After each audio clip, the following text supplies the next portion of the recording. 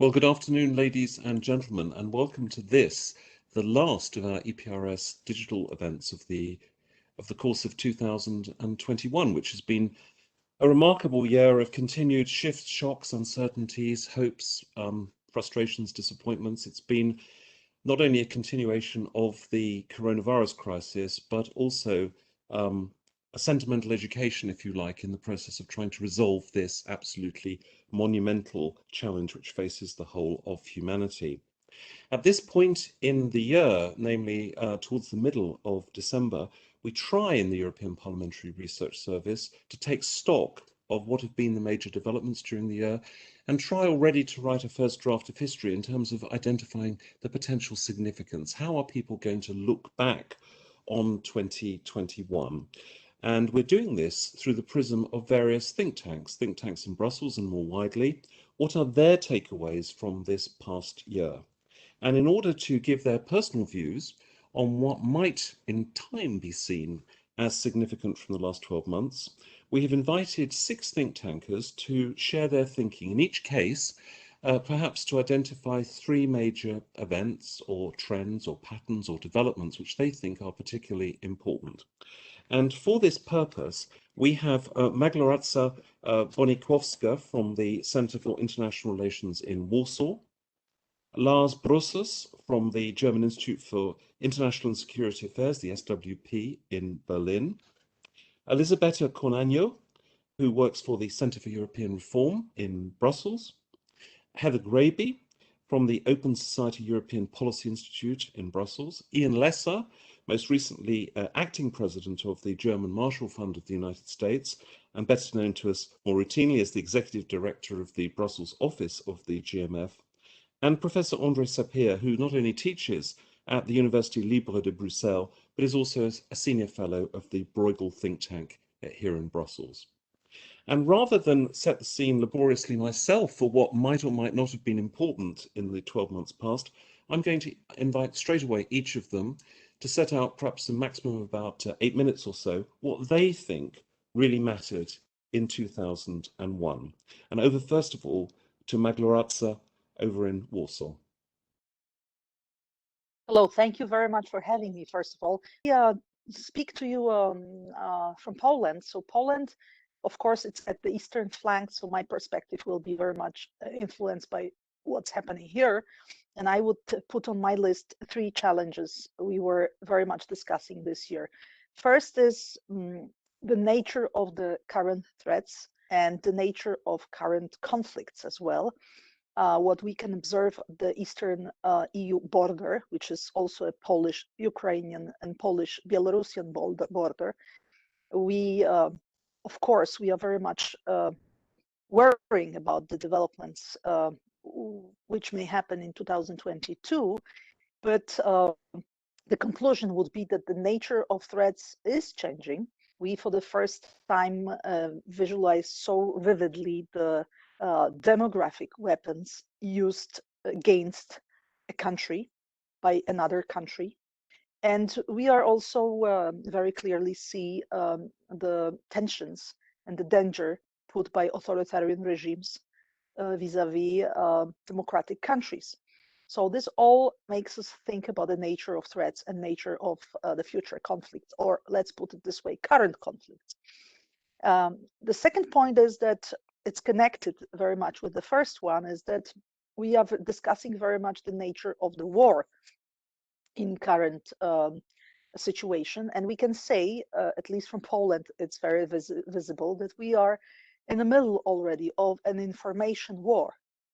And the information war, by information war, of course, I mean obvious things like disinformation, which has been the case, has been some years, but new phenomena as well, not only fake news, but also deep fake, which is approaching, and a very, very quick development of technology, new technologies, which we think the political sphere, public sphere is not able to catch up so quickly. So this leads me to the third point, which is the impact of generally what we call the 5th or even the 6th technological revolution on the public sphere. and political sphere as well. The impact on our everyday life, we can very much see ourselves. We could see in a lot of new phenomena during pandemics, such as digitalization of almost everything and then going online in a massive way. But the point is, my point is, or what we've discussed among political scientists is what really impact this will have on political sphere and public sphere in months to come or in years to come, especially in democracies, because that's obvious that for democracies it's much bigger issue, much more at stake, because our societies are free. We have a freedom of speech. Everybody can say whatever. Everybody can put in the internet what we want, which is not the case in authoritarian regime or totalitarian regimes such as Russia or China. So this poses a question generally to stability of our political system in the EU and in every single EU country. And that poses a larger question about the future and about how we can really deliver in such a complex political reality. That will be my introduction. Thank you. Thank you very much indeed, Margaret, for that, and really appreciate not only the penetration of those points, but also the clarity and succinctness with which you have put them. Before we go over to Lars in Berlin, I'm just going to mention that the nearly 100 people who are currently online will have the opportunity, if you wish, to pose questions or make comments when we've gone through the round of 6 speakers. Please feel free to do so. You can do that by using the Q&A function or the chat function, and I'll try and pick up as many of those questions as possible and put them to our speakers for their response. So next, over to Lars. Thank you so much, Anthony. So thanks for inviting me and thanks for having me. I figure I'm here to talk a little bit about the new German government, of course, but I want to start by maybe surprising you a little bit by focusing on something else. The first of my 3 takeaways from this year would be that I would argue it may be a bit premature to be sure, but it may well be that we have witnessed the beginning of the end of neoliberal globalization in this year, finally, as some would say. And what brings me to this conclusion? Well, basically, it's the new administration in the US, in Washington, that we are seeing. And as you may be aware of, the Democrats did some kind of soul searching. They were asking themselves, why did we lose in 2016 to Donald Trump? And the result of this soul searching has been a pretty thorough analysis of middle-class grievances in 3 representative states in the US, that is Colorado, Nebraska, and Ohio. And it might be interesting that among others, Jake Sullivan, who is now the National Security Advisor, and Salman Ahmed, who is now heading policy planning at state, participated in this analysis.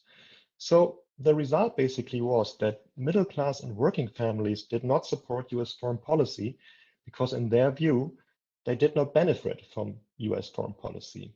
So what were the grievances they were talking about? And maybe the most important one is the endless wars that the US has been been a part of for the last decade, so to speak. And we can see a policy shift here with the withdrawal of US troops from Afghanistan, of course.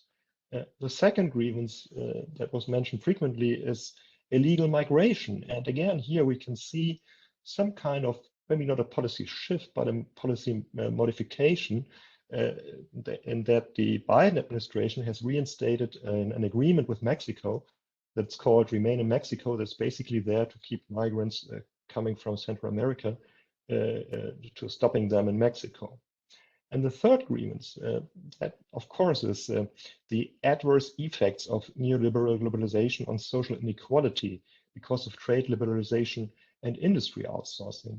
And again, here we can see a policy shift that it's making multinational corporations pay their fair tax share, as has been negotiated within the G7 and G20 framework.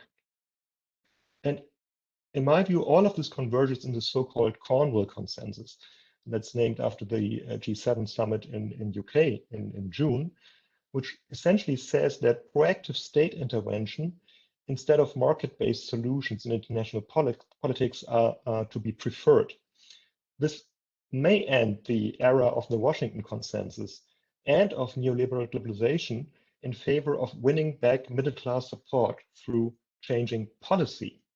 And in a way, this is quite remarkable, I would say. It's a quite remarkable political consequence because it's not about changing the message, but it's about changing the policy. And we probably all remember that after Brexit and Trump, the mantra was we have to communicate better. We have to communicate better to our audiences in the democratic publics in Europe and North America. I think this policy shift is all the more important as the fate of democracy in the US is really uncertain by now. And it has only become more uncertain in the first year of the Biden administration. So the strategic priority number one for the Biden administration in Washington, in my eyes, is preventing Trump or a functional equivalent to Trump from taking office again, because that could result in terminal damage for US democracy. Okay, first takeaway from 2021. Second takeaway, now here enters the German government, the new German government, which has a very interesting title, which gave a very interesting title to its coalition agreement. That is in German, mehr Fortschritt wagen, which translate to dare to make more progress. And I think here again we see a kind of a convergence with the new approach that we have seen in Washington. So the two new governments in Washington and in Berlin see an active role of the state in international affairs, both in terms of regulatory and assertive governance. And it might be interesting to note that an active role in international affairs is ideologically more affiliated with the SPD and the Green Party, not so much with the Free Democrats.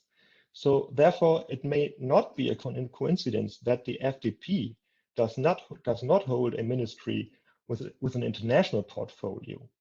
And that's in contrast to all the former governments in Germany that consisted of three parties, which we have seen if you count in the Christian Social Union as well, the CSU. So it's very rare that none of the three-party government, that no party holds a ministry with an international portfolio.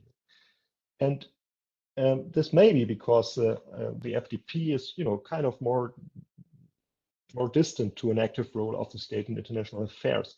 So that might be one of the reasons for them foregoing the chance to shaping international politics.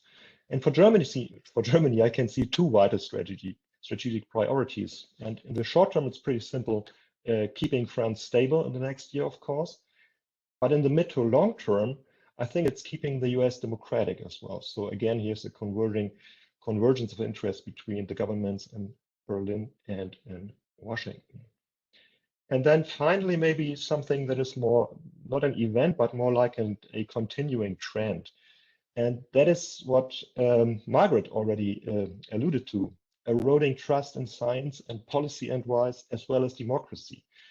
Because I'm afraid that contrary to some expectations, the corona pandemic appears not to have slowed down the decline of public trust in democratic institutions, but rather accelerated it.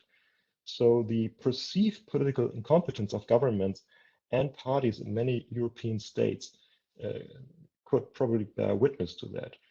And here's an example from Germany. Quite a significant amount of media noise regarding what has been called a broken promise has been around for some time now. And that's essentially, it's about that, a year ago, German policymakers said that there will be lots of them have said that there will be no mandatory vaccination against COVID. And now they had to give up this promise. And the obvious answer I would say is, of course, what John Maynard Keynes said: if the facts change, I change my mind. And what do you do, sir? But the dominating narrative in German media is, how can we trust you when you break your word? And there is still no completely satisfying answer to Michael Gove's very well-placed provocation back in 2016 that people have had enough of experts telling them that they know what is best and getting it consistently wrong. And again, better communication, such as aspirational talk, is important, but changing policies is probably more important than that. And that is, I think, the three major key takeaways from 2021. Thank you. Thank you. And I think it's interesting that if this group had been meeting, as indeed another group, slightly divergent group, did meet a year ago and discussed what had been significant about 2020, one of the conclusions at that stage was that generally it had helped governing parties, and it had strengthened the sort of adults in the room, in inverted commas, as they are often called, who understand the policy process and were about making tough choices. But now, a year on, perhaps the situation is more nuanced. Incidentally, Michael Gove famously commented on the BBC Today programme, which is, for those of you who follow British politics will know, is sort of a reference point every morning on Radio 4, when he said we need to listen to the experts over coronavirus. And amazingly, it didn't really get picked up. Such was the emerging consensus that experts now had to be listened to, that this just seemed a very mainstream and unironic remark. So thank you very much indeed, Lars, for that perspective. And now over to Elisabetta. Thank you, Anthony. I'm going to be focusing on energy and climate in reflecting about the key developments and events of the past year.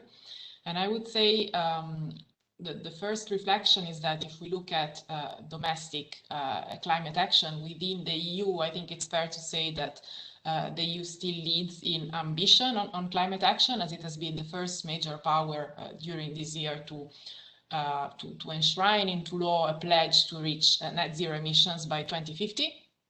And that has prompted others to follow as well. So I'd say the first major sort of policy development of the year has been the implementation of the European climate law, of course, with more ambitious climate targets in 2030 and 2050.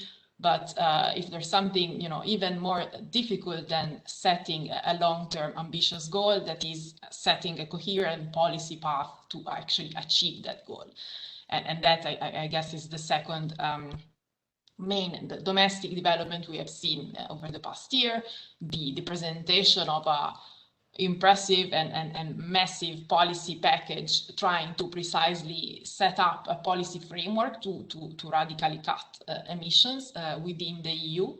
And that's the one that's been labeled Fit for 55.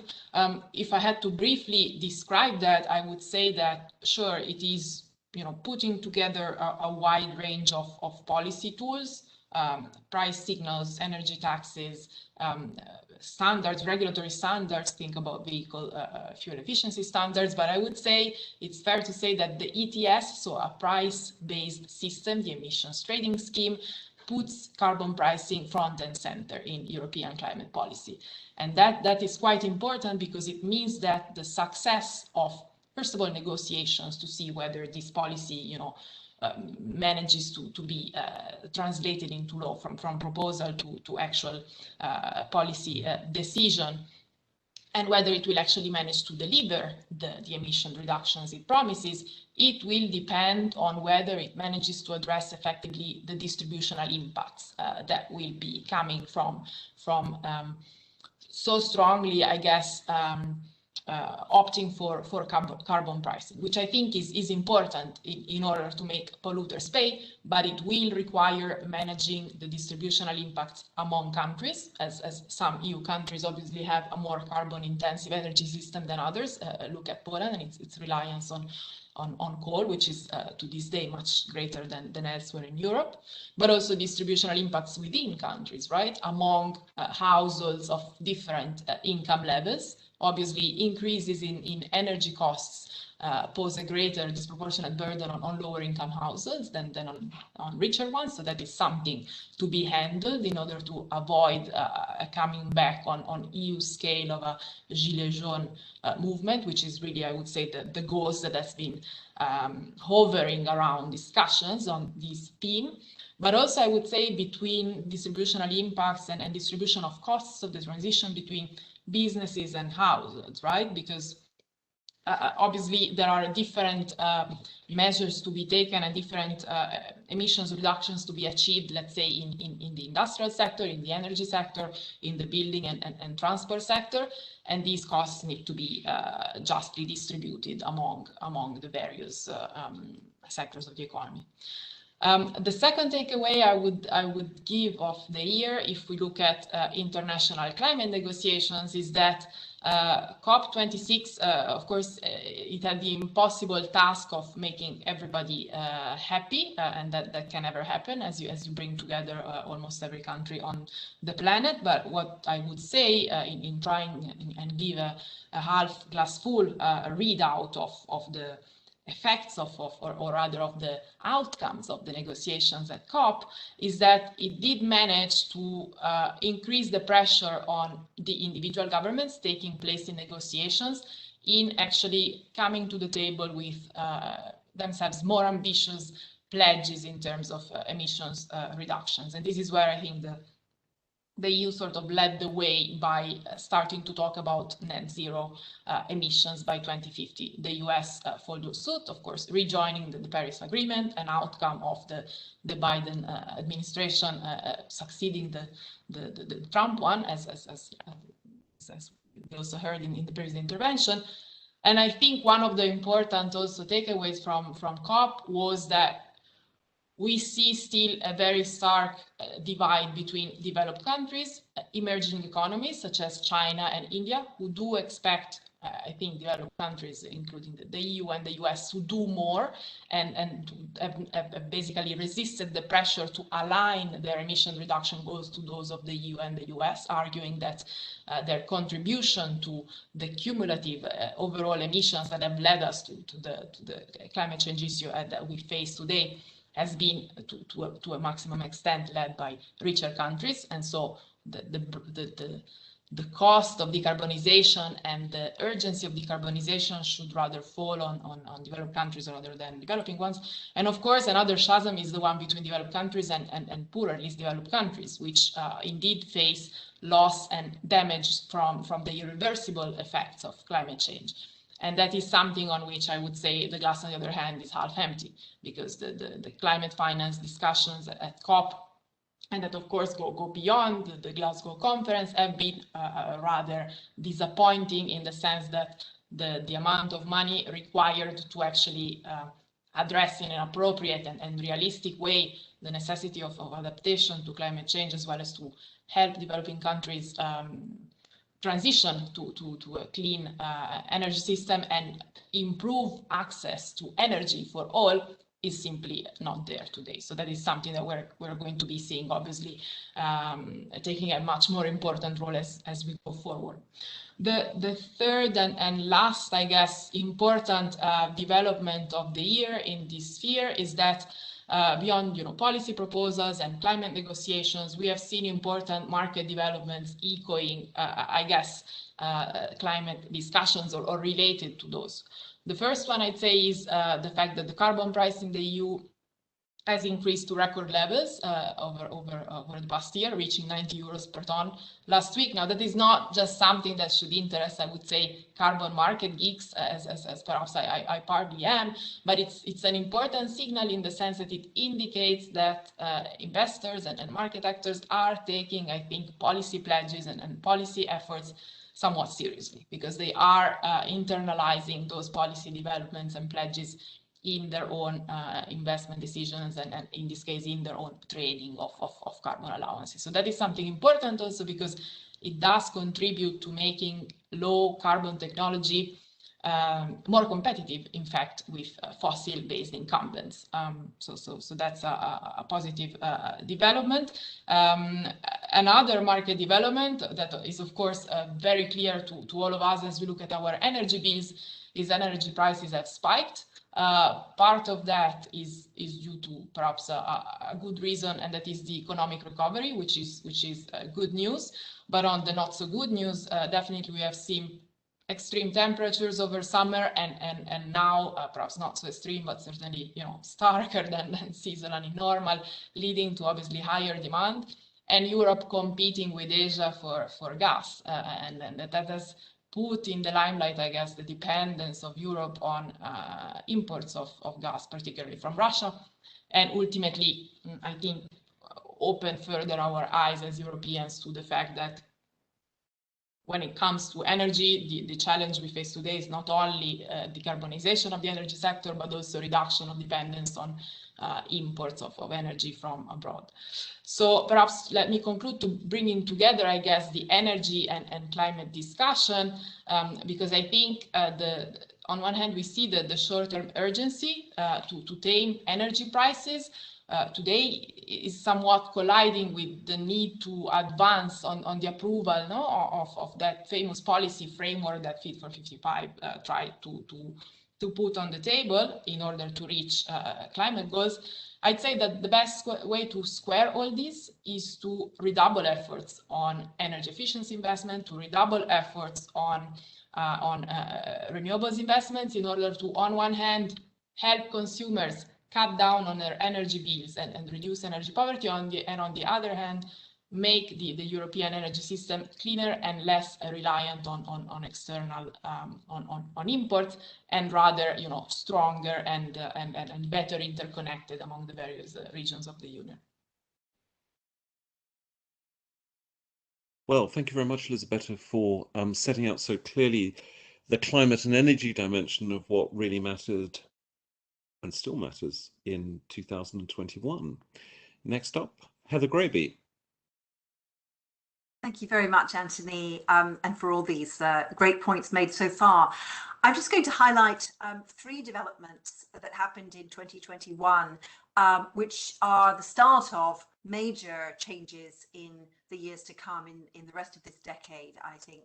So the first is really about the ideological shift on freedom. So we're used to freedoms and being part of rights and liberties in the European Union as a really fundamental part of liberal democratic values.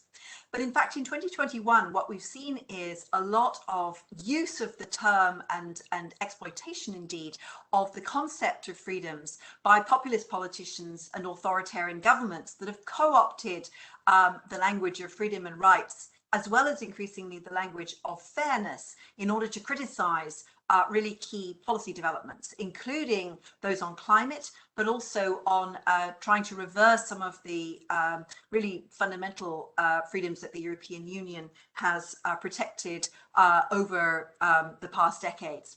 So if we look at the Fit for 55 package, which Elisabetta was just talking about, and how much the peace government in Poland has portrayed it as a crazy plan concocted by the EU and especially by Germany to put a heavy burden on the population.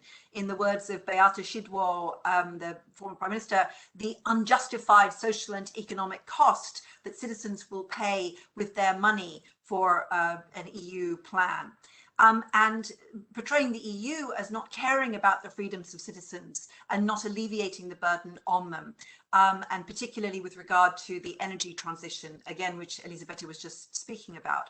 We also see beyond climate the way that in Hungary, the Fidesz government has portrayed anti-LGBTQ measures as being defending the rights of children and parents and the freedom of parents to teach children what they believe to be appropriate family values. Now, this is not so new that populists have claimed the freedom flag for themselves. We've seen that a great deal with freedom of expression in the past. Maria Ressa, who the very brave Filipino journalist who won the Nobel Prize this year, has faced this very much in the Philippines with the government there opposing her work in the name of freedom. But we've now seen in 2021 a widening of the scope of this shift, co-opting the language of freedom and rights against COVID-19 measures and against climate action, and a parallel being made between the two to frame climate action as yet another wave of restrictions imposed by elites upon the people who've already suffered a lot of restrictions of their civil liberties. So if we look at in Germany, in the federal election campaign this year, the party Alternative für Deutschland it had to pivot away from migration during the election campaign because it was an issue that had disappeared a great deal from political debate. And they focused on opposing lockdown measures. And they also went into denying that climate change is caused by humans and their emissions, and claiming that climate action should be subject to free choice by individual citizens because of their freedoms. Now, that view was actually opposed by the German Constitutional Court in a landmark ruling this year that deserves a lot more attention than it got, which basically said that the German climate law had to go further in protecting the freedoms of future Germans and not simply maximizing the freedoms of current Germans. So there's a huge debate brewing there in Germany, and it'll be very interesting to see how the new coalition, as Lars was talking about, reframes this question of freedoms. In France, we've also seen the far-right politician Florian Philippot receiving support, basically talking about climate as being equivalent to the COVID restrictions. Italy, we've seen some similar things, and so on. So this question of this shift towards populists portraying themselves as defenders of freedoms and claiming that liberals and liberal Democrats are the ones calling for constraints and restrictions is a really important one to watch, particularly because, of course, if it leads to more climate inaction and a resistance to implementation of Fit 55 and the European Green Deal, that will curtail the rights of, and the freedoms of people far more through climate change than the measures themselves. So that brings me to the second big development, which is the climate emergency wake-up call that happened this year. It was very bad news that there were terrible wildfires in southern Europe and devastating floods in northern Europe, plus the release of the IPCC report, which pointed out that climate change is happening much faster and it really is irreversible. And that did make a difference to the conversation on the report. It's very interesting to see that 35% of the conversations happened in English and 31% in Germany related to the floods and to the wildfires. So it was bad news that summer 2022 began a series of probably of summers with extreme weather events. The new normal of climate weirding that the scientists have been warning about has arrived in Europe. But the good news about it is that this greater awareness means that people can feel that it's literally our house on fire in Europe, or indeed our house that's flooded. It's not just climate change that affects distant forests and deserts.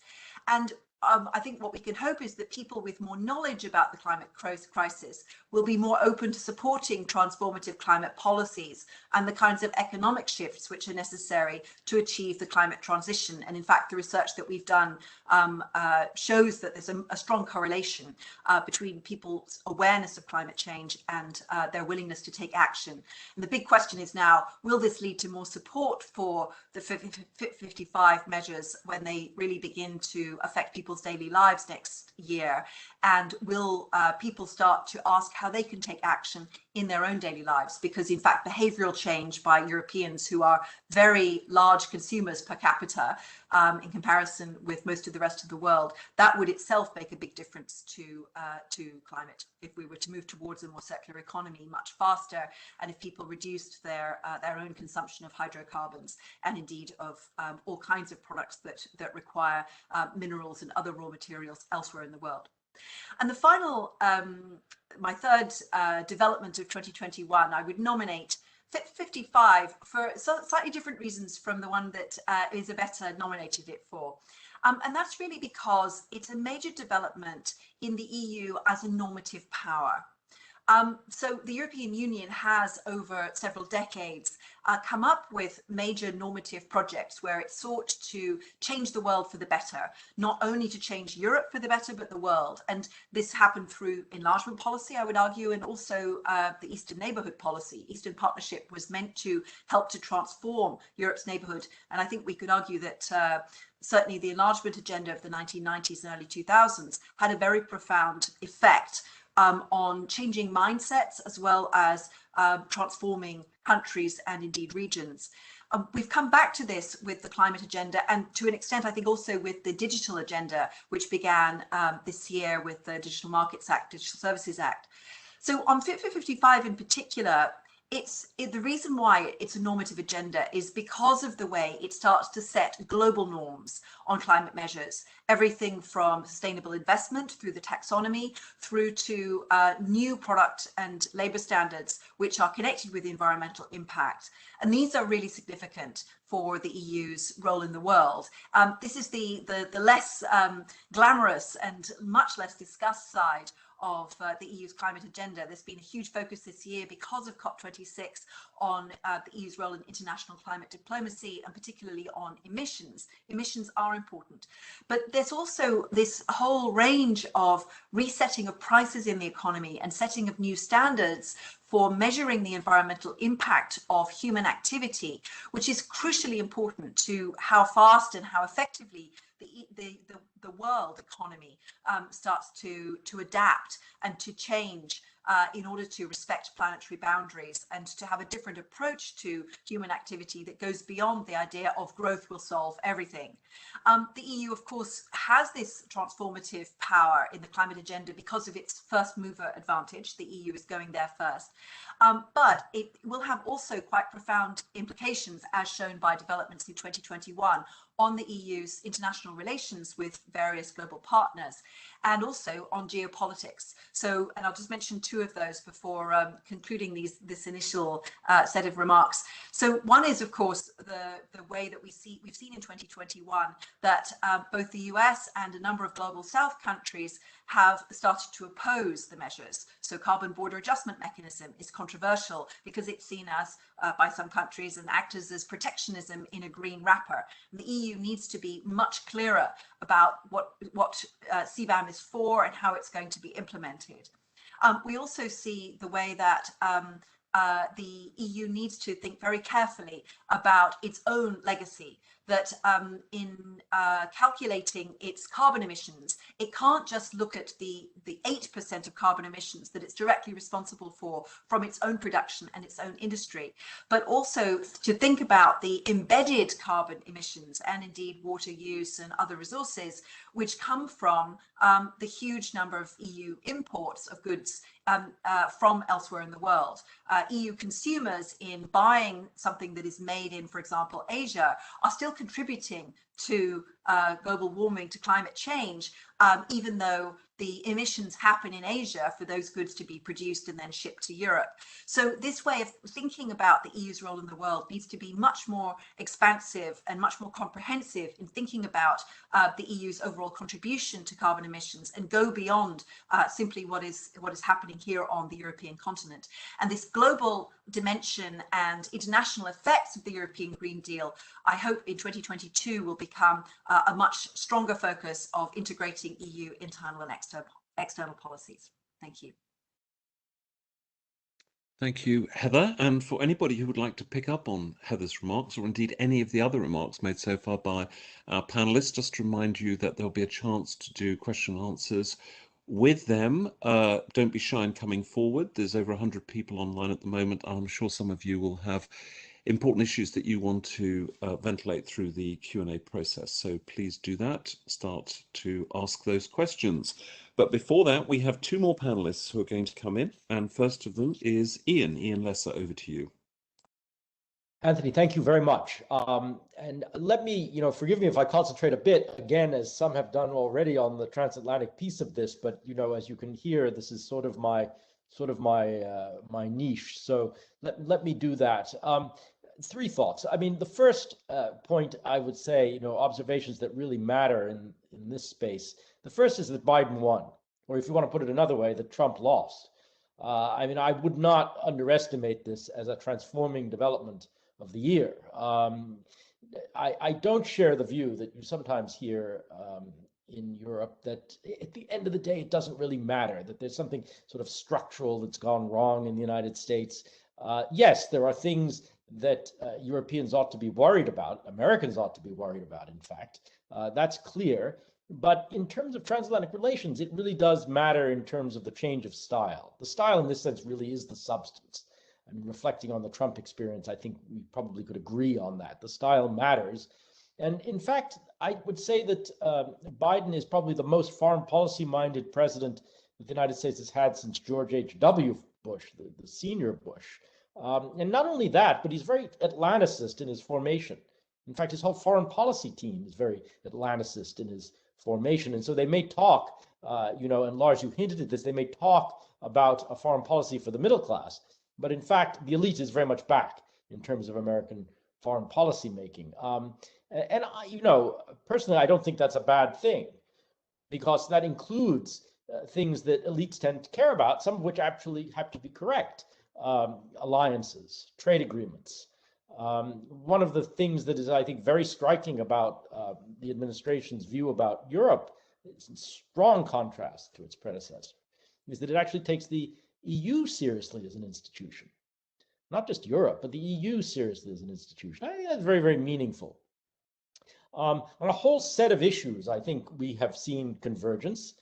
Whether it's easy to sort of manage this convergence is an open question. We've already heard a little bit about the debates around climate and other things, but there's no question that in terms of sort of policy intent on climate, on social affairs, on alliances, on Iran, on Russia, on China, even though we're not exactly on the same page, there really is no comparison with the administration's predecessor. So I think that's quite good news, actually, when seen from here. Policy differences persist, clearly, especially in the trade and regulatory environment, and that's not going to be so easy to deal with, although I think the Trade and Technology Council that's been established, that made in Pittsburgh, is in fact a good start. We'll have to see. What should one worry about? Well, it's the obvious things. It's the tendency towards economic nationalism, which to some extent has become embedded in discourse, I would say, in many places on both sides of the Atlantic. But also there's a question of political durability. I mean, even if Trump himself won't come back, Trumpism is by no means dead as a political phenomenon in the United States. And you're going to see the midterm elections in 2022, new presidential elections in 2024. I mean, we're going to test this proposition not too far ahead. The second point I would make is a broader geopolitical one. And I think, you could sort of characterize 2021 as a year of living dangerously, to do violence to that not very good film of the 1980s. But still, I mean, the return of risk, the rediscovery of risk, and not just risk or risks, but the cumulative effect of risk in different sectors, in different regions. I think it's underscored in many ways that global stability really can't be taken for granted anymore. If you look at the big picture security relationships that have become extremely stressful with China, with Russia, over Taiwan, Ukraine, the Caucasus, Eastern Mediterranean in a different way, these are all flashpoints that tell us something, it seems to me. They're settings for brinkmanship, but they also underscore, in many cases, an absence of strategic dialogue. And under those conditions, it seems to me things can go wrong. One of the central ironies here is that during the Cold War, we probably had a better understanding between Russia than the Soviet Union and the United States of what we wanted. We may have disagreed with each other profoundly, but we sort of understood what the other, or thought we did, what the other side wanted. We had an understanding about what was stabilizing and what was destabilizing. I think that kind of knowledge is actually quite thin on the ground now on all sides. And that's something to worry about. And in that setting, I think it doesn't help that we've had this erosion of trust, not only in societies, but across the Atlantic. It's not just publics, it's also policymakers and elites. All of that, I think, is a great concern. We really can't be complacent about stability anymore. Final point, and Lars and others have alluded to this already, the state is back. The state is back. The state is spending a lot of money on both sides of the Atlantic. States are spending a lot of money. Institutions are spending a lot of money. In the United States alone, 1.3 trillion or so in infrastructure spending. This is, forgive me, real money.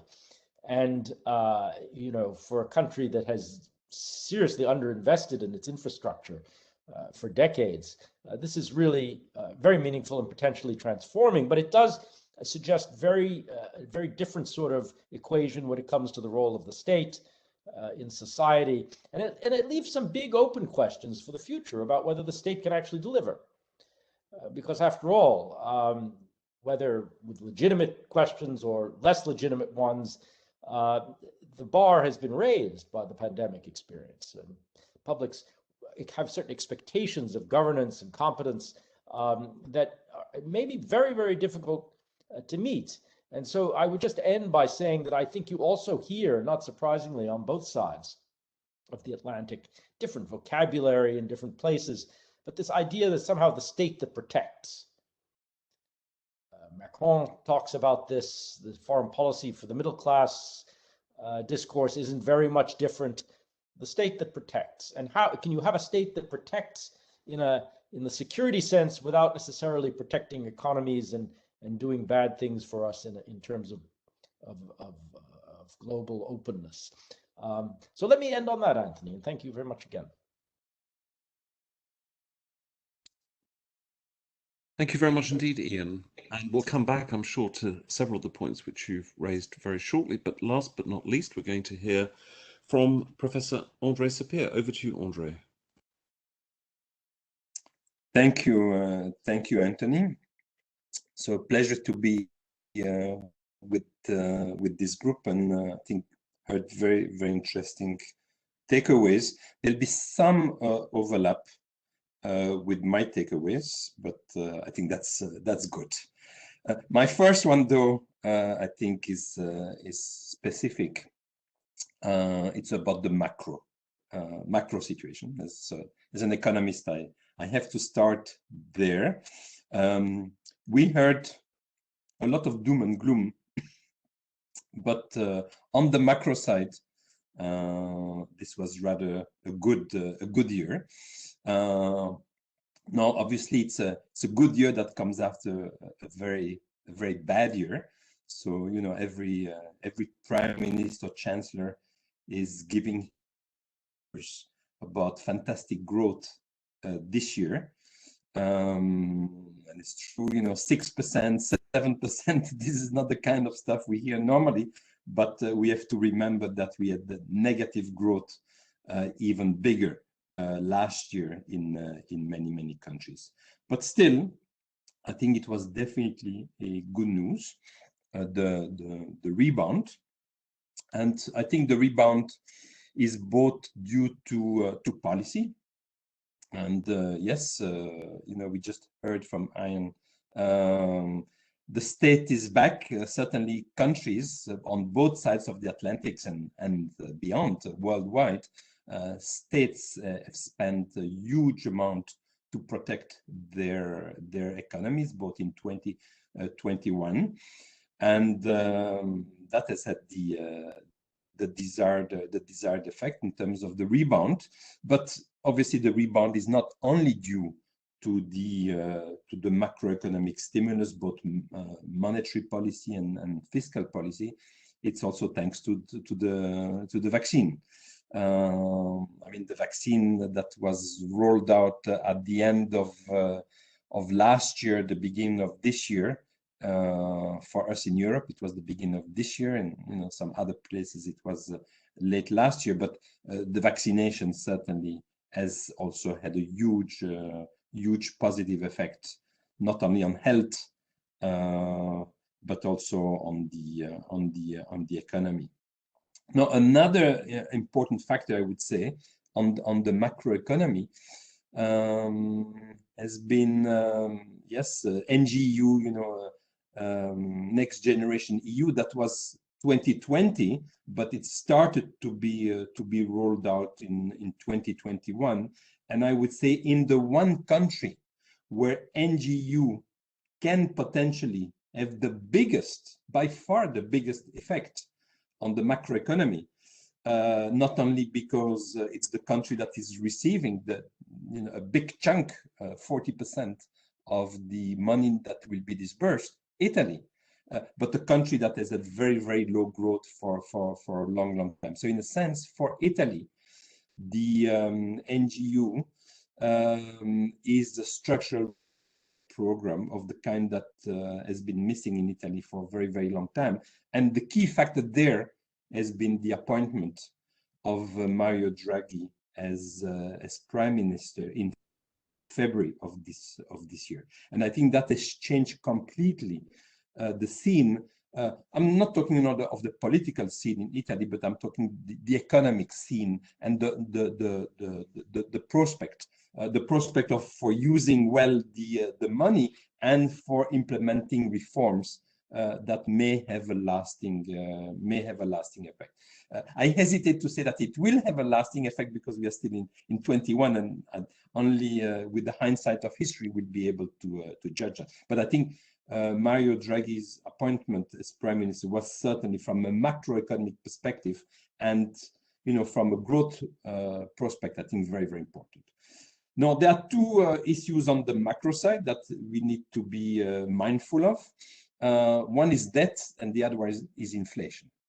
So yes, our states spend a lot of money, typically to the tune of about 20% of GDP to deal with the crisis combined for 20 and 21. Now that's big money, and that comes on top of 20% 10 years ago during the financial crisis. So, I mean, that's starting to add up. And yes, interest rates are at record low.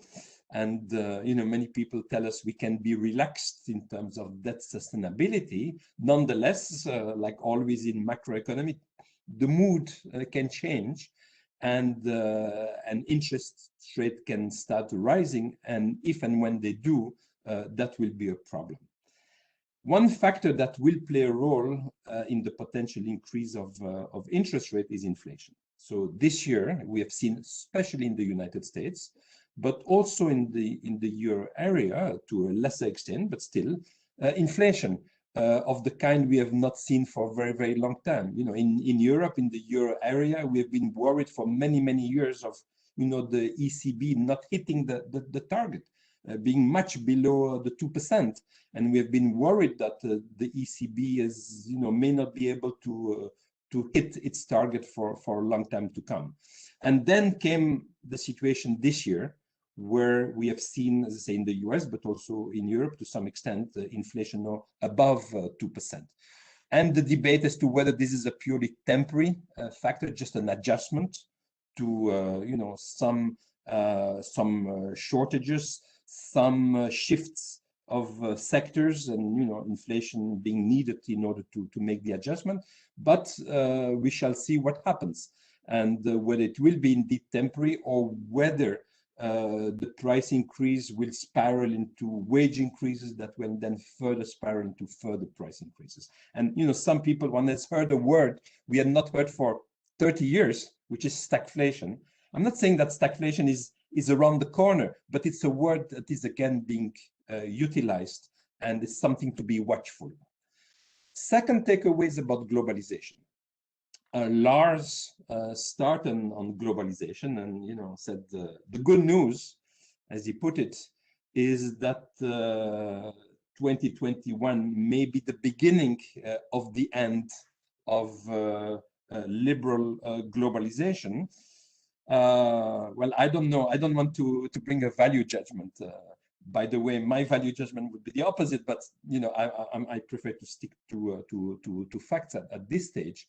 Now, whether or not 2021 will be the beginning of the end of globalization or the type of globalization we had, and we had indeed the period of hyper globalization. But I do remember that also back in 2008, at the time of the global financial crisis, that hyper globalization took a big hit. And we have been talking for the last 10 years really as to whether we have reached some kind of a peak globalization stage or maybe even deglobalization. So I think that discussion has started with the previous crisis, with the financial crisis. And I think it's perfectly legitimate indeed that this year, again, 2021, with the COVID crisis, that debate is being reopened, including politically.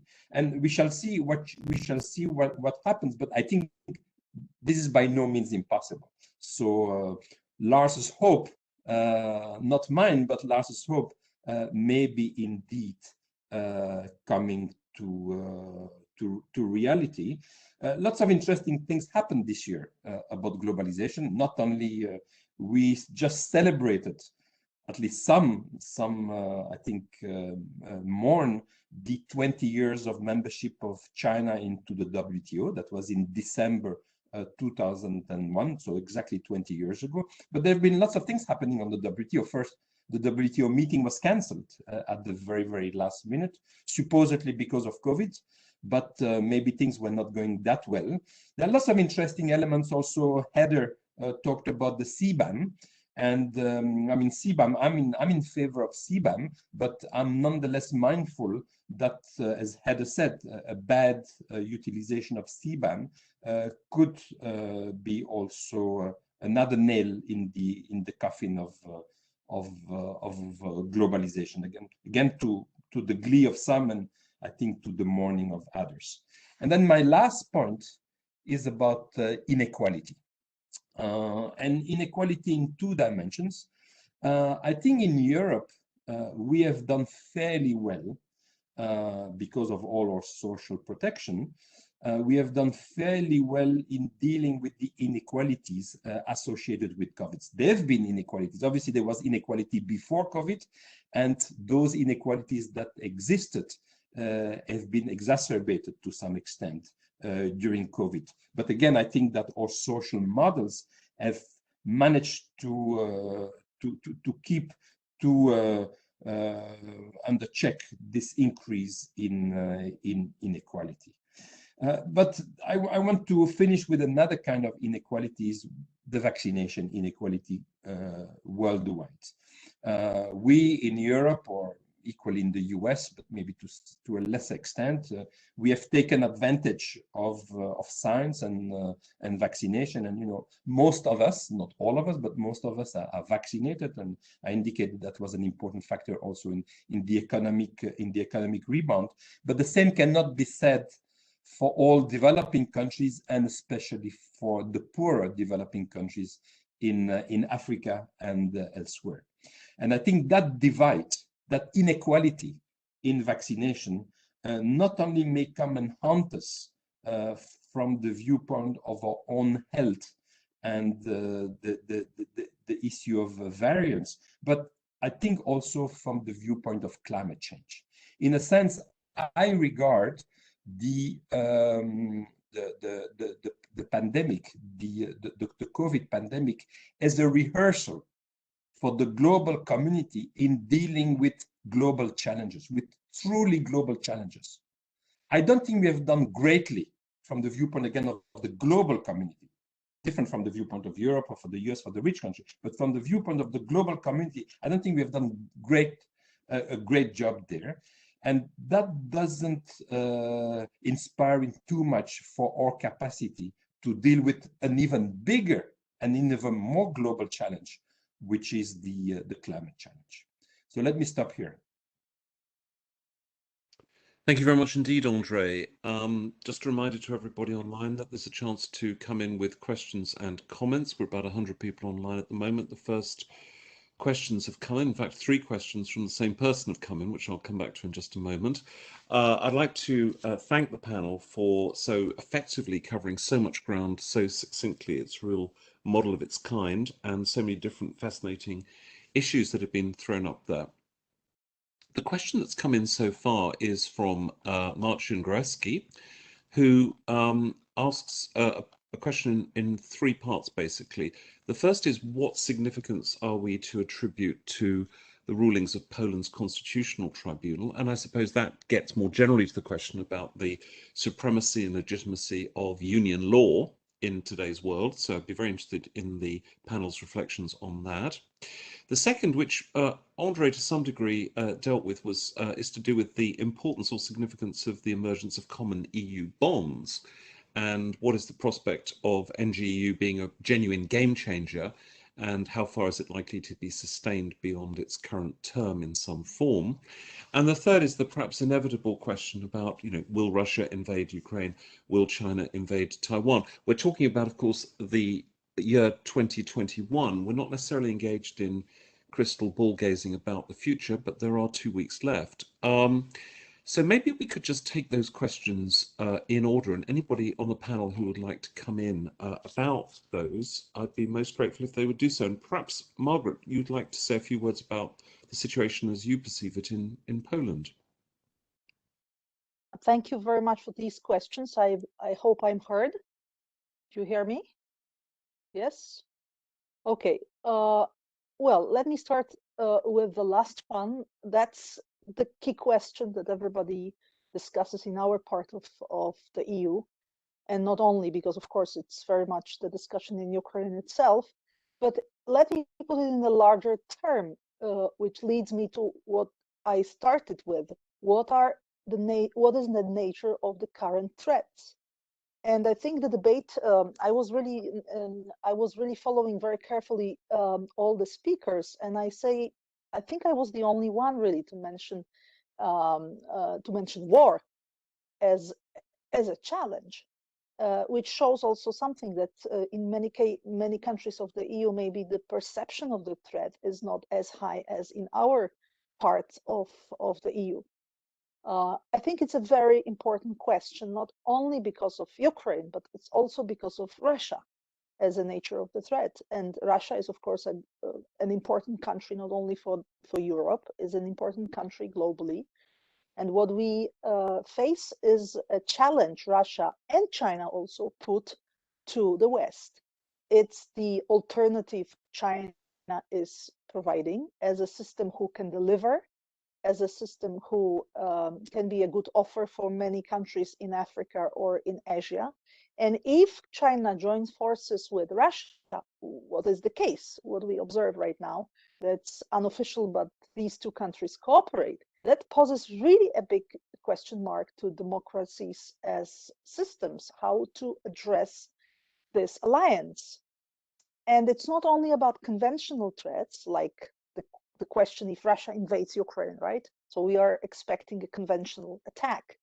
But it's much larger question how far Russia and China can go in this expansionism and in this policy of taking parts of the world on different continents, because it's not only about Europe. It can be about Central Asia. In case of China, it can be about Southeast Asia, South China Sea, Taiwan mentioned. So it's very much a question how to answer this situation. And I think we see the asymmetry here, that authoritarian regimes, as of now, they win. They win in a sense that they set the agenda. We answer to this agenda. That's the first problem we are having. And second, they make some moves. They make steps towards a further control. In 2014, Russia took Crimea, and nothing really happened after that. Russia still keeps Crimea, and the West did not react really in a way to stop eventual other requests. So we are very much sure that both Russia and China test how far they can go with this revisionist policy. And the question mark to the West is really what will be the best answer. Some political scientists compare it to the situation in 1914, when no one wanted the war, but somehow the war has started. Some other political scientists recall 1938, where no one wanted the war, but the West was really far maybe too open for dialogue with Nazi Germany, and then the war happened. So the question will be really where we are in 2021 and what consequence the current decisions will have for all of us. So maybe that's a long answer, but I think it really poses a key problem, because all the other problems, of course, are important. But if this big thing happens, if the war happens, if we don't have a stable situation at our borders, all other challenges seem less relevant. And last point about the Polish Constitutional Court and the internal problem of Poland, and also Hungary. This is a very important moment for the whole EU. Maybe the most important since Brexit happened. That the EU is not an easy project, and the EU was having its peak, I think, in the 90s and in the year 2000, when the environment was really kind of positive for such idea. Now we have two challenges. One is external, I've just spoken about it, but another one is very much inside the European Union. And this is about how we see our base, our values, and these elements which bring these 27 countries together. And it just happens that with Brexit, we discovered that there can be somewhere a line where the country doesn't really feel comfortable anymore within the EU. So there is a legitimate decision to quit. But with Poland, we see something different. We see that the country doesn't want to quit, at least formally. All the politicians of the ruling party deny this scenario, but in the same time doesn't want to follow the rules of the game. So in this case, it poses an internal huge big question mark how to handle such situation. And I think it's really the first time in the history of European project that we have to address such a challenge. I don't have an easy answer, but I think we have to balance between strategic patience in a sense of taking into consideration that the countries, the member states differ, not only differ by the views, but differ by also the years within the organization. So if you compare it to what was happening in the European communities in the 60s, which will be more or less the same year after the European communities were launched, in the 60s, 70s, these were not good years for the European communities neither. And the members were quarreling severely. So maybe we are now in the same situation. We can call it, somebody mentioned the deaths, we call it Hamiltonian moment. But I would say that from this perspective, we could recall also history of the secession war in the United States. So I would say maybe it's a Lincolnian moment, how to keep really the union together, how to be able to avoid the scenario of wider differences and finally a split. Thank you. Thank you. Well, in your answer, you raised a huge range of new questions in a way, and I'm sure that most of our other panelists have got thoughts on nearly all of them, but I'm just going to inject a comment that we've received from the other side of the Atlantic from Matt Burrows of the Atlantic Council, and not unknown to us, he's spoken at some EPRS events, in fact, this year. He says, as an American, I'm not totally convinced that the US has switched to embrace government versus market-based change. I'm actually struck that there hasn't been more of a groundswell to support Biden's social welfare measures. Instead, the United States is back to being as divided as it was before the pandemic, and Biden's social legislation has yet to be passed. Going to just inject that thought in the conversation and pick up on another comment, or in fact, sort of comment stroke question from Agnieszka Ostrowska, who asked in a way the question I was proposing to ask, which is, do you think how do you rate the position of the growing power of China? I mean, I was struck by the fact that in your initial interventions, the word China didn't really come up very much. And I suspect that 2021 will be seen in retrospect as a year in which really the West woke up finally to the scale and significance of the way that China is reformatting a whole series of global issues. And inevitably, therefore, what is the best China strategy to be pursued? So, having sort of mixed these various thoughts into the equation, let's keep going around the table. And Lars, some major foreign policy challenges for the new government in Berlin.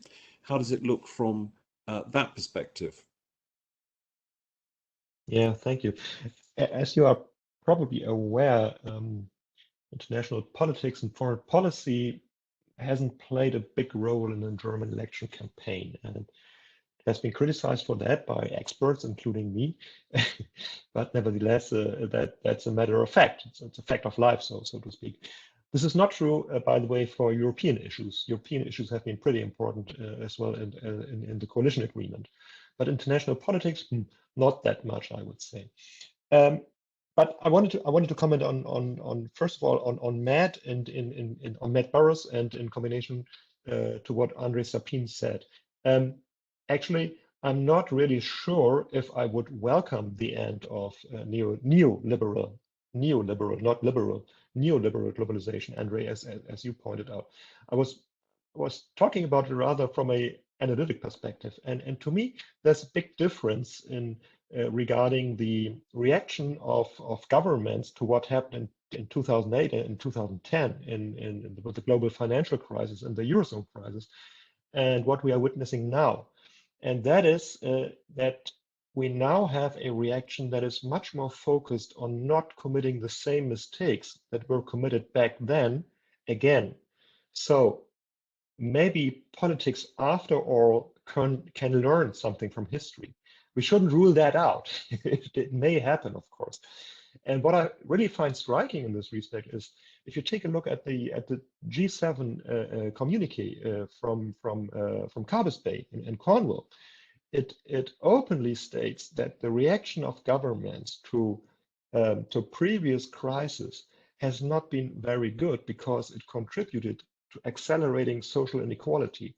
And social inequality apparently lies at the heart of political dissatisfaction and of the middle class turning away from democratic parties and embracing populist movements, for instance. So it's a pretty clear analysis that we can see here. And that, in my view, is a pretty strong case for bringing the state back in, or for the state kind of reclaiming the role it is supposed to have. We all want governments usually to be, caring and protecting common goods, global goods, and so on and so forth. So if this is happening, I wouldn't say I'm against it, but I'm not really, I'm not a cheerleader for that. It's just basically it's an analysis. And maybe in addition to that, what Matt Burrows asked, I agree that I'm not sure that it will work out that way, but I'm pretty sure that's the plan. It's the political strategy that's at the heart of the democratic government that we are seeing at the moment, that it is essential to win back middle-class support to prevent Trump or a functional equivalent from taking over the country, because that might be a fatal blow to democracy in the US. And maybe this is because I think this might be even more important than talking about China. As Anthony said, we haven't been talking about China. Protecting democracy in the US is kind of a prerequisite for everything we are talking about here. I would argue. Thanks.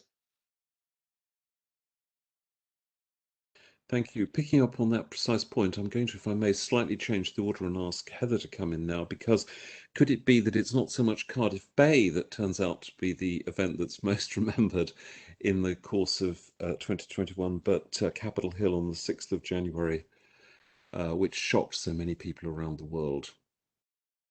Indeed, and it's been such a tumultuous year that it's actually hard to remember that the Capitol Hill invasion happened during this same calendar year. And I think Ian's point about the functional equivalent of Trump being actually quite near to hand, and potentially coming back in 2024 is a really important one. And I think Małgorzata was talking earlier about the sort of historical moments and about the need to act when powers are at their height and when there are windows of opportunity. And she referred to the 1990s and early 2000s as being the high point for Europe. And I think we could argue that January the 6th, this year, 2021, was a low point for American power, both in terms of the image of the United States in the world, but especially for Americans themselves. And it's really striking how much that event has shaken American democracy. And although I'm interested to know what Ian thinks about this too, but although it has rallied many Americans who were horrified by those events and made them appreciate the importance of institutions and the need to look at issues like, for example, policing and racism in policing and so on, but also, but it's increased the polarization. It's extraordinary also how many Americans are prepared to, and here, you know, you could say members of the Republican Party, Trump supporters and others who are prepared to condone that behavior. It's really something. And I just on that comment, because of course, you know, Europe's place in the world is often so much connected with the United States because of the importance of the alliance and how closely we need to watch and how sensitive we have to be to how far Europe and America are together in their thinking and ambitions for the world and what happens, all of the tensions that are caused when they drift apart. I just wanted to bring in the point made by Matthew Burrows in the Q&A. He said, as an American, I'm not totally convinced the US has switched to embrace government versus market-based change, struck by there hasn't been more of a groundswell to support Biden's social welfare measures. Instead, the US is just as divided as before the pandemic, and Biden's social legislation yet to be passed. This is really important point, and I think it's one we should pay attention to, because we're assuming that both with COVID and also with climate, that the state is back. That it's the state that is going to need the capacities, as Andrea Sapir was saying earlier, to deal with major global challenges. And Andrea finished his comments a bit earlier saying, you know, COVID's the rehearsal in dealing with truly global challenges. Europe didn't do a great job. How can we develop the capacity to deal with the bigger global challenge of climate? And here the transatlantic cooperation, it needs to be the bedrock of it. That's a kind of truism that it's very easy to say, but how to make that happen is becoming more and more difficult, because Europeans, for all of their weaknesses and the weaknesses of our institutional structures and ways of managing our differences and the growing polarization in the European Union on a number of issues, we do have still a community of law and a set of common institutions and common measures and ways of agreeing, you know, methods of getting to agreement that have allowed things like a major continent-wide vaccination procurement program. We have managed to have, you know, a continent-wide travel pass for vaccination and so on. And yet it's been very hard to agree those things with the US. And that's, you know, it's taken quite a while to get there. And on climate, the US and the European Union are still very far apart on many of the on the common measures that need to happen. So Elisabetta was referring to some of those earlier in terms of emissions targets and the ambitions for COP26 and how to make the international infrastructure needed for governance of climate and the environment work.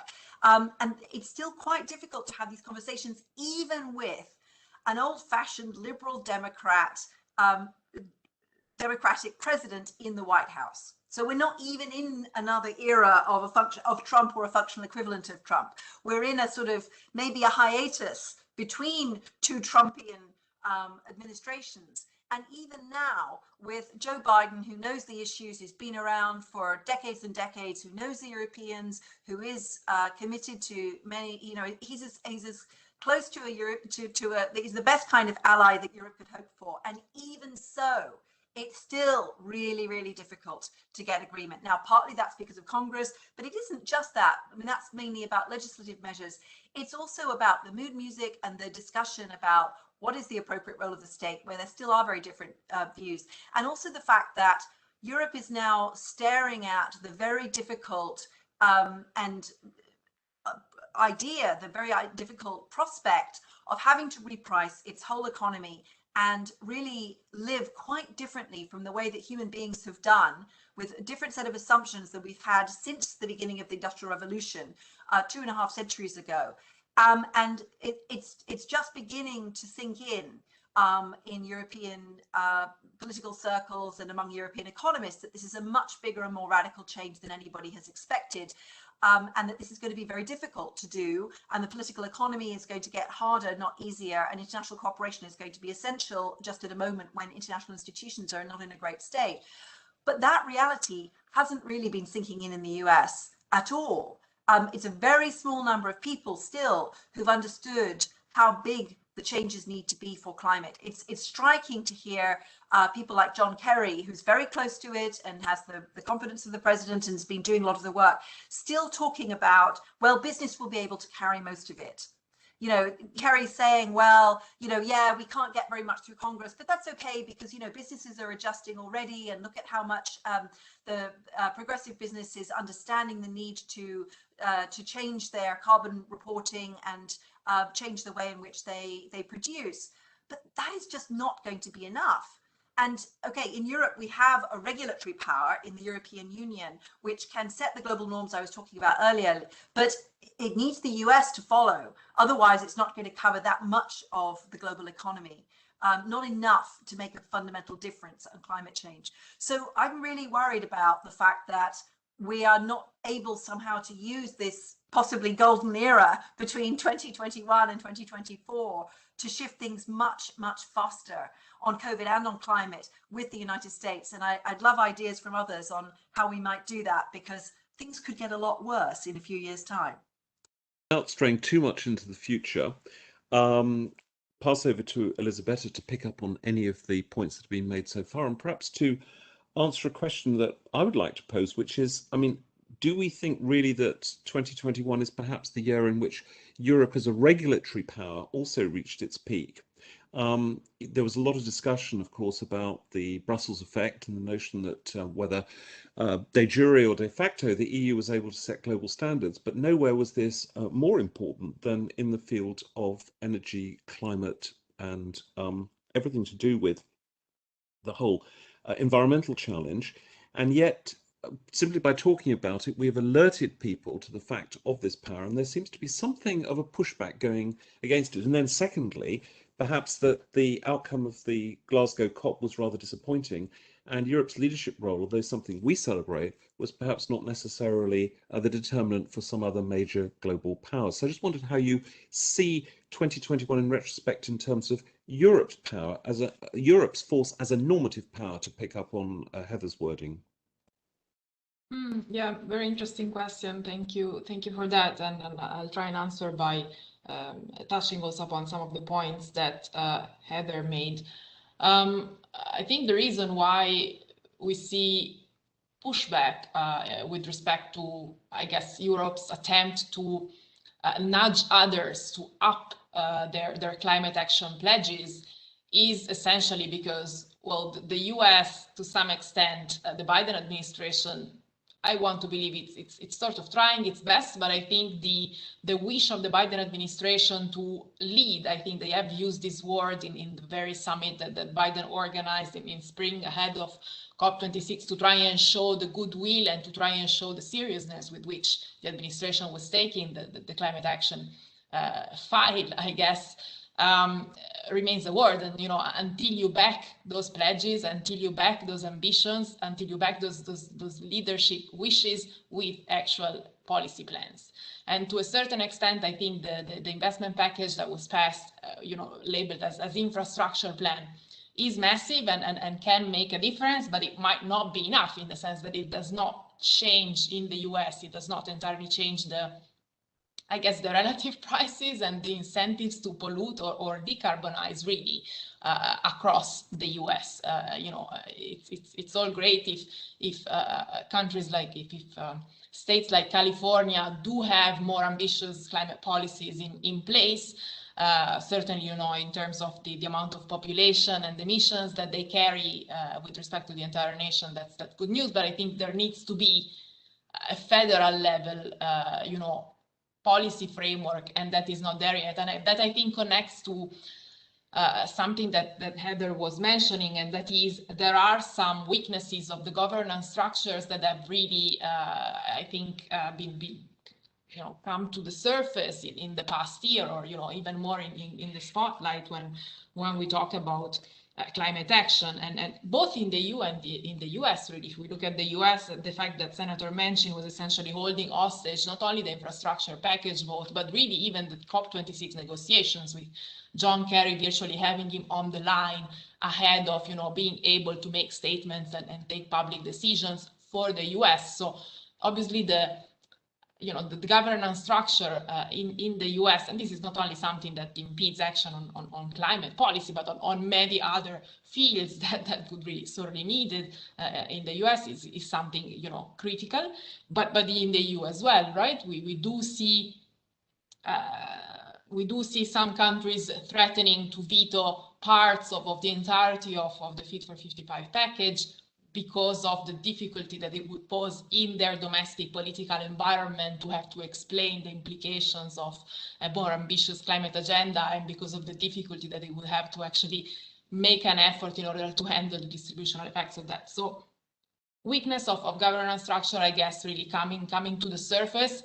How to solve that, I am not sure, but it's certainly something that needs to be addressed, because it's not only a problem on climate action, but on many other, I guess, ambitious progressive advances that both the EU and the US have to make. And I guess it leads to a broader point, and that is, how can we make climate action and the energy transition, I guess, a socially unifying project? Because I think, what I find interesting is that the EU has pitched the Green Deal as its growth strategy. And I think that's not only, a matter of wording, but it's actually something very smart and very true, in the sense that if carried out well, it will bring about a transformation of the economy, a transformation of the industry, and really,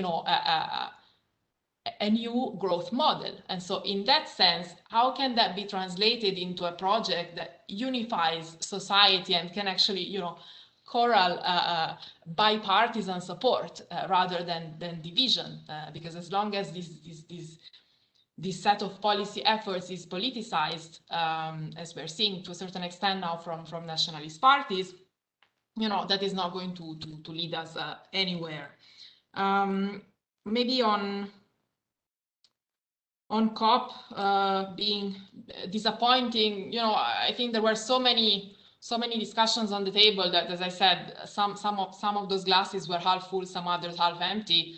As much as Europe is the front runner and the first mover, as also Heather said, on climate action, which it is, I think we cannot expect other major economies such as China, such as India, but also Russia, I think, and even Australia, if we look at the non-authoritarian countries, to go ahead and take action unless the US does in a more serious way, and in a way that I think we can believe is going to endure in the future. Because if we can think that in 2024, all of these commitments that the Biden administration is taking are going to be put in the freezer or reversed, then I think it's difficult to ask of other international trade powers or international major economies to go ahead and set ambitious objectives and trade pathways towards them, unless we can think that the historical contributor to carbon emissions cannot do the same. Thank you very much, Lisbetta. That leads quite naturally to Ian. And I suppose one of the issues is the relationship with China. I mean, what Elizabeth has been saying points towards potential cooperation at global level with China on climate change, if that can be engineered. And yet the whole debate over the last year and 18 months really has been about a global struggle for who's number one, and a recognition by the United States that they don't want to be pushed aside. So how do you see the China piece in all of this? And then one set of words which hasn't really come up, strategic autonomy or European sovereignty. Is America prepared to see this essentially as a process by which Europe becomes more self-reliant and steps up to the plate, perhaps, in the way that very often US foreign policy is actually advocated throughout the post-war era? Over to you. Anthony, thanks very much. Look, I think actually on the question of China and sort of strategic priorities more broadly, this is an interesting sort of continuity with the Trump administration. I mean, Trump administration was very clear that China was number one, Russia was number two, and everything else was a rather distant third in terms of the sort of strategic priorities, military, security, political military priorities for the United States. I don't think this administration sees it any differently. The style is very different, but I don't think it's very different. And I think in some ways there's been a convergence around this with Europe, not as far, not as fast. So I don't think that concern is going away. The question that I find, quite critical is this fast or is it slow? It could be slow as a transition, as a shift of American attention, which would have meaning for Europe, but it could also be very rapid. If something were to go wrong in the South China Sea or over Taiwan, you could see a very rapid pivot, maybe the end of a 100-year American pivot to Europe, very rapidly, which would have all sorts of alliance implications. The other question, so I think this is now structural for any American administration. On the strategic autonomy point, my own view is that this administration, and I think much of the American sort of strategic class, is actually quite comfortable with strategic autonomy and what's implied by that. Yes, they would not want to see NATO marginalized, obviously, but anything that's going to get Europe to spend more and do more, measured broadly, and I think this administration is inclined to measure it in less orthodox percentage terms. But anyway, having Europe do more is in American interest. And if the way to get there is through something called strategic autonomy, fine and good. Thank you for that. And just say thank you very much to everybody who's been online throughout this conversation. We really appreciate it, around 100 people. And in fact, that's been the average of the attendance that we've had at EPRS events since we've gone digital. Somebody dug out some figures today that showed that, accepting the ESPAS conference and also our STOA activities, we had 46 digital events during the course of 2021. They attracted about 5,100 attendees, and we had, unbelievably, 240 different speakers. So that's really been a fantastic contribution, really, to the debate here in the European Parliament, which we greatly appreciate, those participating not only as speakers, but indeed online as participants. And in addition to that, at the ESPAS conference, we had between 2,000 and 3,000 online participants for the day which we hosted in the European Parliament last month. And all of the sessions are now on YouTube as videos, as indeed they are of all of these online EPRS events. And we do this in addition to our sort of day job, our normal business, our core activity in the European Parliamentary Research Service, which is where we generate several thousand confidential responses to requests that are made for research by members of the European Parliament and their staff. We generate the better part of 1,000 publications of various kinds during the course of an all year. We also answer inquiries from the general public, depending on how you count them, because some of them are part of organised campaigns. Between about 30 and 80,000 such responses are given in the course of a normal year. So we're quite busy here, but we like to see ourselves as an engine room for ideas, and the kind of event which we've had today is really a critical part of that process of reflecting on the big public policy issues. And we will come back with our next online event, the first of 2022, at lunchtime on Wednesday, the 12th of January, when we, in a way, will be carrying forward this the set of issues that we've been talking about today. 10 issues to watch for the coming year and a corresponding EPRS publication. So look forward to seeing as many of you online for that event on Wednesday, the 12th of January, as possible. And in the interim, just to not only thank our speakers, thank you as an audience, but to wish you all a very happy Christmas and a most enjoyable New Year. Thank you so much. Bye-bye.